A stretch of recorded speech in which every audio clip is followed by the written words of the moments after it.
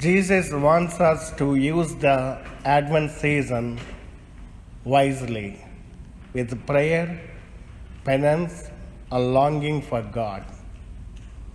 Dear brothers and sisters in Jesus Christ, today we begin the season of Advent, and with this we begin the new liturgical year. Advent means coming. It is the time of waiting, expecting, hoping, longing, searching, listening, praying, and preparing. As part of our tradition, we bring a wreath and the 4 candles to the church. We see here.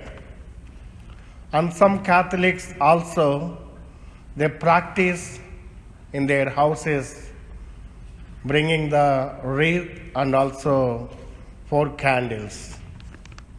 I want to explain to you about it. Evergreen wreath.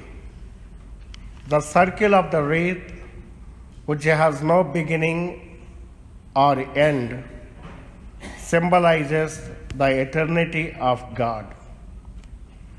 The evergreen is chosen as the base because God is the foundation of all good. Green is the color that represents hope and new life. And 4 candles represent the 4 weeks of Advent. Traditionally, each week represents 1,000 years, which means this one 1,000, that one 1,000, 1,000, 1,000. Altogether 4,000, which means from Adam and Eve to birth of Jesus, 4,000, symbolizing that we have the 4 candles here. And the purple color, that we have the 3 candles. Each one, we have the different themes. This Sunday, when we light this 1 candle, it is hope, and following Sunday, love, and following Sunday, peace, and finally, the rose or pink symbolizes joy. As we are reaching to the crib, and we also joyfully prepare ourselves more and we celebrate. Therefore, dear brothers and sisters, we are going to meditate during this Advent season, hope, love, peace, and joy.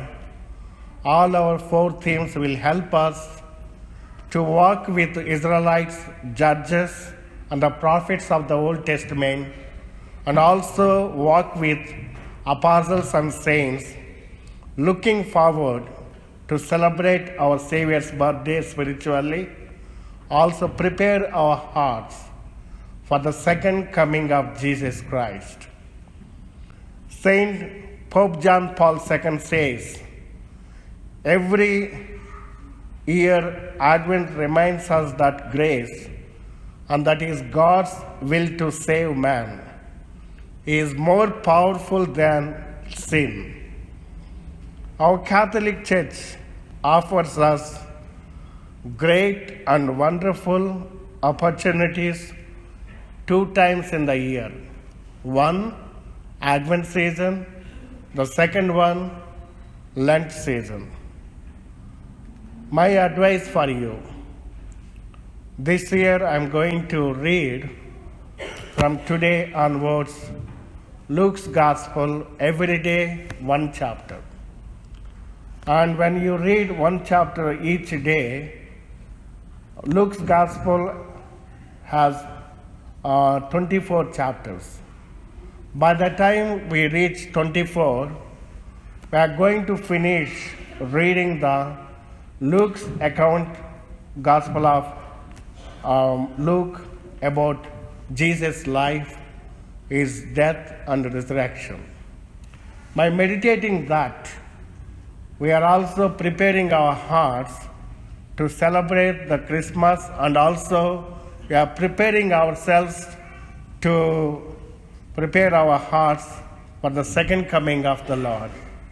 If it is possible, all your family members with your children, everybody come together and read one chapter every day. First, you pray to the Holy Spirit, come and fill our hearts, give us wisdom and knowledge. Then read whole chapter and pray on Our Father, Hail Mary. By doing this, every family, every day, we are growing in God, with God.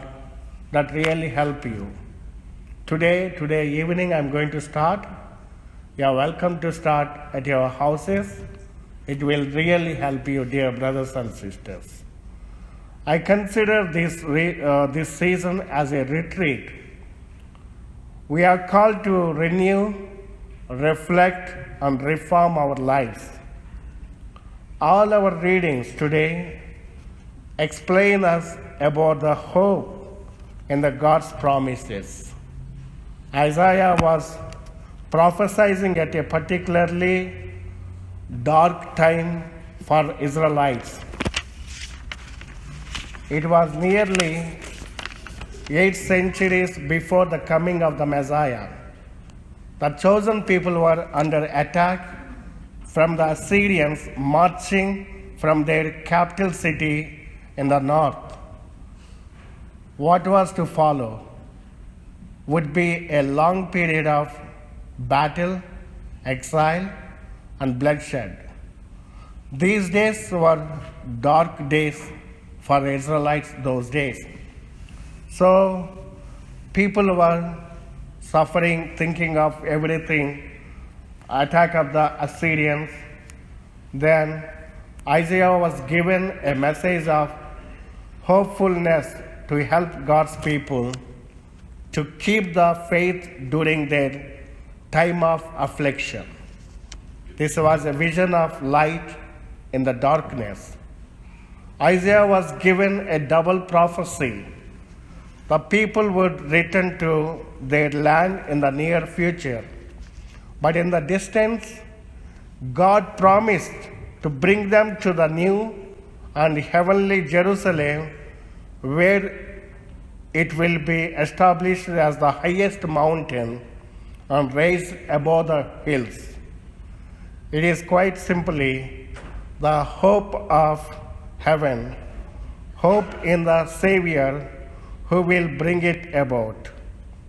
Armed with powerful hope, Isaiah tells his countrymen, let us walk in the light of the Lord.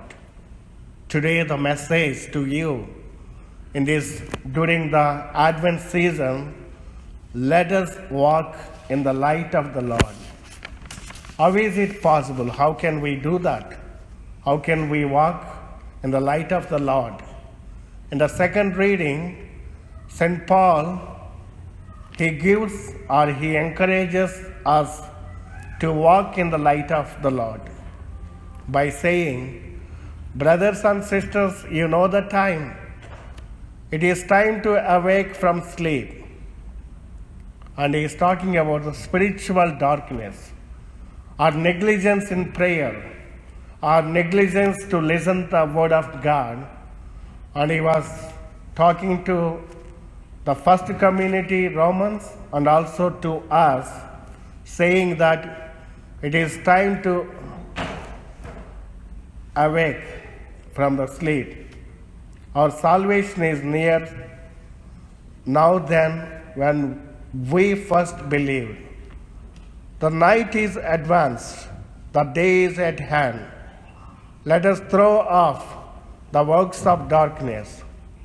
Works of darkness means all the desires of the flesh, all the lust, jealousy, rivalry, and all kinds of things. St. Paul says, throw them away. go to the confession and come back to God with the repentance and throw them away. And also he says that, but put on the armor of the light. What does it mean? At the end he says, put on the Lord Jesus Christ and make no provision for the desires of the flesh. And he is encouraging, wake up from sleep, have a spiritual awareness. Dear brothers and sisters, walking in the light of the Lord means having spiritual awareness and throw all the sins and all the temptations away and start walking in the light of the Lord. Put on Christ, the armor of the light. And today's gospel reading, Jesus says, stay awake, for you do not know on which day your Lord will come. Jesus also giving us instruction and also helping us to grow in this Advent season, dear brothers and sisters. And by saying, as it was in the days of Noah, so it will be at the coming of the Son of Man. Do you know what happened at the days of Noah?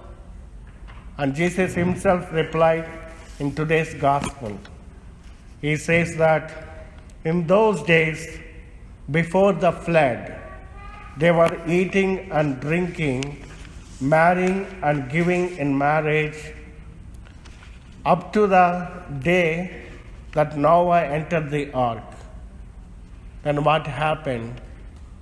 They all perished, all the people who neglected the message of God, they destroyed in the flood. But only the Noah and his family, they were alive because they were with God. They trusted in the words of God and they obeyed God. Even though when they are preparing, they were building the ark, there was no rain. There was no sign of any rain. But what happened? People, those who are living there, they are even insulting Noah and Noah's family. And they were busy with the eating and drinking and marrying and all kinds of material things. They forgot God. They forgot God's message. They forgot to obey God. They completely engaged in the material things. Then, dear brothers and sisters, Jesus, through this gospel, bringing up this incident from the Old Testament, Genesis chapter 6 and 7, and he was talking about the Noah's family, how they were saved, how remaining people destroyed or washed away by the flood. By saying this to disciples and to us today, he is also asking us, be awake, don't sleep, and have the conscious of spirituality. Don't neglect your prayer life, don't neglect your word of God, and continue to grow, and don't neglect when God speaks to you today. And dear brothers and sisters, Jesus also gave two examples. Two men will be out in the field, one will be taken and one will be left. Two women will be grinding at the mill, one will be taken, one will be left. What does it mean? Two men or two women, they are busy with their work. Two men are in the field. What happened? One will be taken, one will be left. And two women will be grinding at the mill, one will be taken, one will be left. It is like Noah's days. Noah and family taken into the safety place.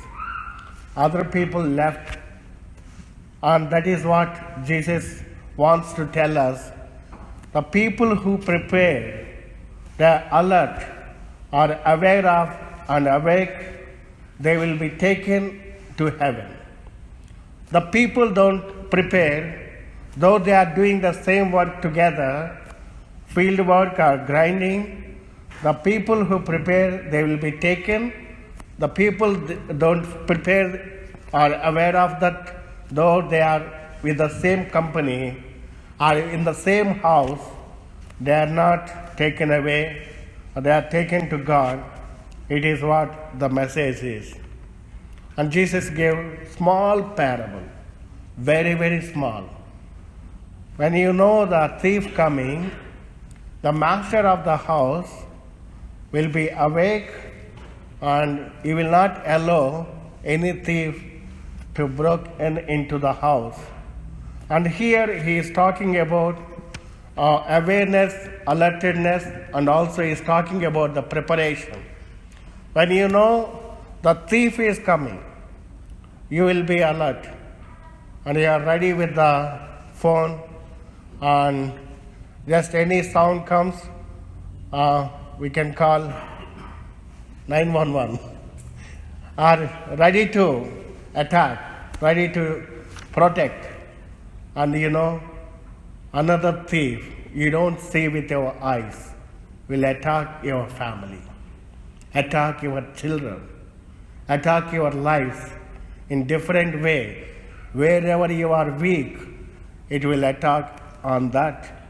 And then what happens? We will be left because we are not prepared. And Jesus says, John chapter 10 verse 10, the thief comes to steal, to destroy, and to kill, but I have come to give life, life in fullness. Dear brothers and sisters, when the thief, the evil one, comes and attack your family, attack your daughters and sons in different way, maybe sometimes through the media, sometimes with the internet, sometimes with all friends, the bad company of the friends. They take and okay, it is okay, try this drug, it will be nice, you will be in heaven. Then after that what happens? The life will be ruined because we are not alert and prepare ourselves to stop these evil things, and we welcome them into the houses, we welcome them into our hearts, we welcome them into our life. Then what happens? We will be left out. Dear brothers and sisters, today's responsorial Psalm 122, we responded, let us go rejoicing to the house of God. This Advent season is a blessing. Let us go to the house of God with rejoice, not with the sadness, not with the crying, with the happily coming to the presence of God. And Isaiah chapter 2:5, come let us walk in the light of the Lord. Dear brothers and sisters, Lent and Advent, don't miss the arc of Advent, don't miss the arc of Lent, because Advent leads us to crib, where the life began. Lent leads us to tomb, where the new life, resurrection began. So it is said, to know the will of God is the greatest knowledge. To find the will of God is the greatest discovery. To do the will of God is the greatest achievement. I wish you, all my brothers and sisters, you may know, find, and do the will of God during this Advent season. God bless you. In the name of the Father, and of the Son, and of the Holy Spirit.